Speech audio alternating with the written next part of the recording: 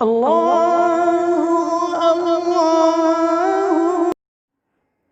حضرت عبداللہ ابن مسعود رضی اللہ تعالی عنہ فرماتے ہیں کہ نبی کریم صلی اللہ علیہ وسلم نے ہم سے ارشاد فرمایا، حال یہ ہے کہ آپ سچے بھی ہیں اور آپ کی تصدیق بھی کی گئی ہے، یعنی لوگ آپ پر ایمان بھی لائے اور آپ کی بات کو سچا بھی مانا کہ انسان کو اس کی پیدائش کے لیے نطفہ کی شکل میں اس کی ماں کے رحم میں 40 دن تک جمع کیا جاتا ہے۔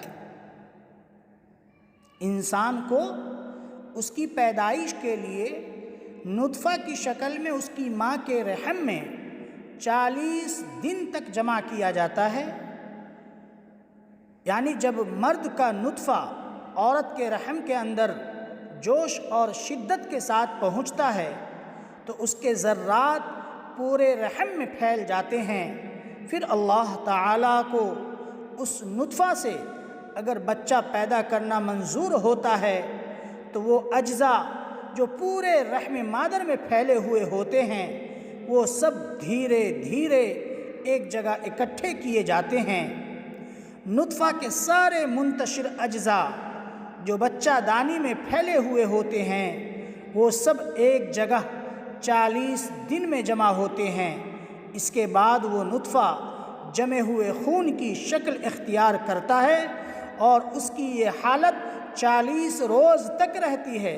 اس کے بعد پھر وہ گوشت کے لوتھڑے کی شکل اختیار کرتا ہے اور یہ کیفیت بھی 40 دن تک رہتی ہے۔ اس کے بعد اللہ تعالیٰ کی طرف سے ایک فرشتہ بھیجا جاتا ہے جو اس میں جان ڈال دیتا ہے، اور اللہ تعالیٰ کی طرف سے اس بچہ کی 4 چیزیں لکھنے کا حکم دیا جاتا ہے۔ پہلی چیز تو اس کی روزی، دوسری اس کی عمر، تیسری اس کے اعمال، اور چوتھی وہ نیک بخت ہے یا بدبخت۔ یہ 4 چیزیں جو فرشتہ لکھتا ہے، اس کا مطلب یہ نہیں ہے کہ اس کے متعلق ابھی یہ فیصلہ ہوا، بلکہ فیصلہ تو پہلے سے ہو چکا تھا۔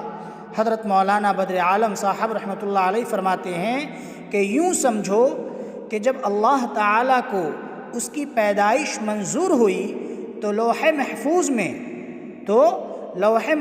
میں اس کے بارے میں جو کچھ لکھا ہوا تھا اللہ تعالیٰ نے فرشتہ بھیج کر اس کے لیے ایک نئی فائل الگ تیار کروائی۔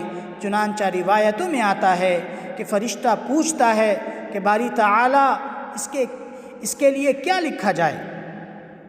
باری تعالیٰ کی طرف سے کہا جاتا ہے کہ دیکھو لوح محفوظ میں اس کے لیے کیا لکھا گیا ہے، اس کے مطابق لکھ دو۔